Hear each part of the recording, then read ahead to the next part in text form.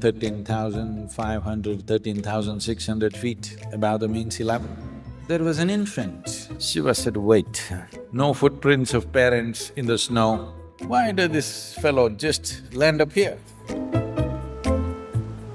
When they came back, the baby had bolted himself from inside the house. He said, I will establish my energy in such a way that you won't miss me. Shiva and Parvati were living in Badranath. They settled there because there is a hot water spring. So they were living there in their small dwelling, somewhere 13,500, 13,600 feet above the mean sea level. Then one day they went for a bath in the hot water spring. When they came back, outside the doorstep, there was an infant, a beautiful-looking infant. Parvati always had this problem, that is, she doesn't have a child and she cannot have one because Shiva doesn't have a human seed within himself. So she is a human woman and she cannot contain it, whatever he has. So she cannot have a child. Out of this desperation, she created Ganapati. Out of this desperation, she tried to save what was left of Kartikeya. What was left of 6 children, she made it into Kartikeya. Now when she saw this wonderful baby at her doorstep, her maternal instincts flared up and she went to pick up the child. Shiva said, wait, don't touch this baby. An infant which lands up nearly 14,000 feet MSL without anybody around him, just by himself, this is not a good infant. Don't touch it. Parvati said, how can you say this? This is the most beautiful baby I've seen. And she took the baby and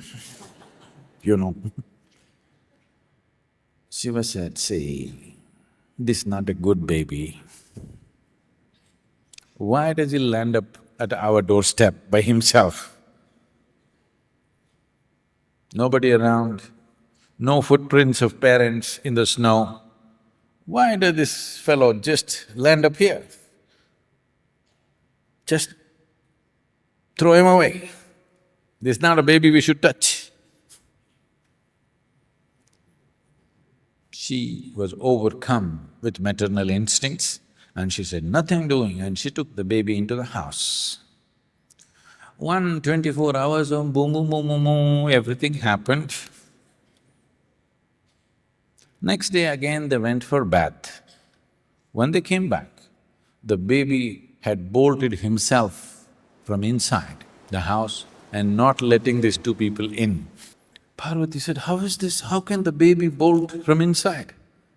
If a baby can land up at 14,000 feet, the damn baby can do anything.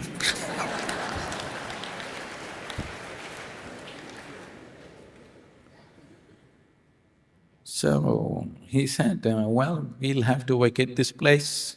He's locked himself up inside, let's move on. But Parvati said, but this is our house. That's how it is. It may be our house today, if you let the wrong people in, it will not be ours. And they moved to Kantisharovar at 12,700 feet. So he was dispossessed of his home because this baby locked himself inside. And this was Vishnu.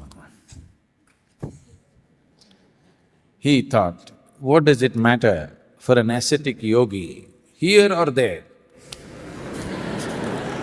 All same for Shiva, but for me it matters, I want to be here. So Shiva knew and he said, okay, let's move on. And he moved closer to Kedar in Kantisharovar. But the yogis and others who followed them, they settled at Kedar. So because they want to come up all the time to Kantisharovar, he said, I will establish my energy in such a way that you won't miss me, and he established Kedar. And even today, Kedar,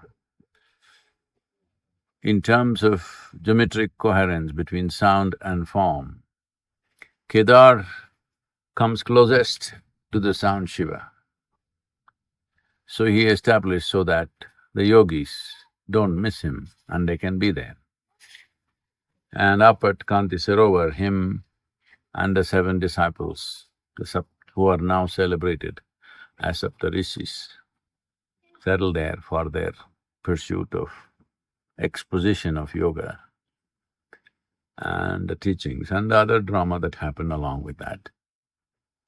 So Kantisharovar is the site of the very first yoga program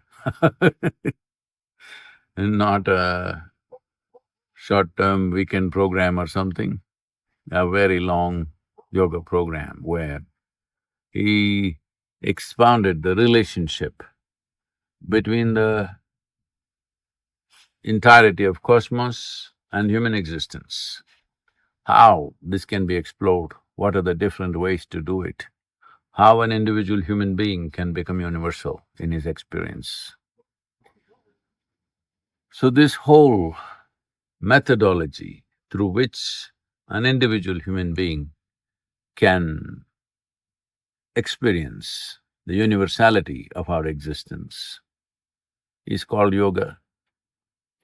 Well, it's gone through much metamorphosis and distortions. So from exploring cosmic dimensions and aligning with cosmic dimensions to twisting and turning and ending up looking like leftover noodle. Yoga has gone through many things, but you cannot kill it because it's a living truth. At any time, let's say tomorrow, everybody gives up the entire yogic pursuit. But after 1,000 years, somebody starts looking at it, it'll still be there because it's not in a scripture to be destroyed. It is not just in human memory to be erased.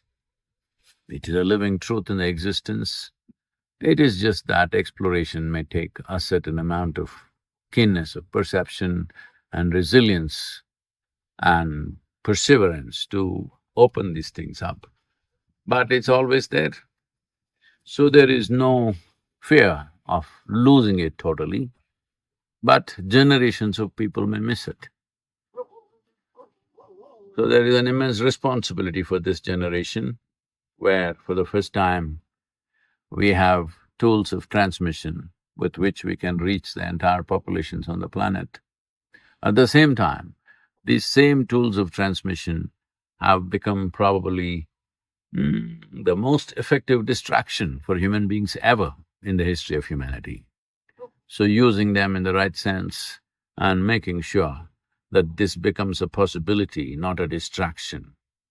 This becomes an elevating process, not a way of becoming a confused mess. This is our responsibility as a generation.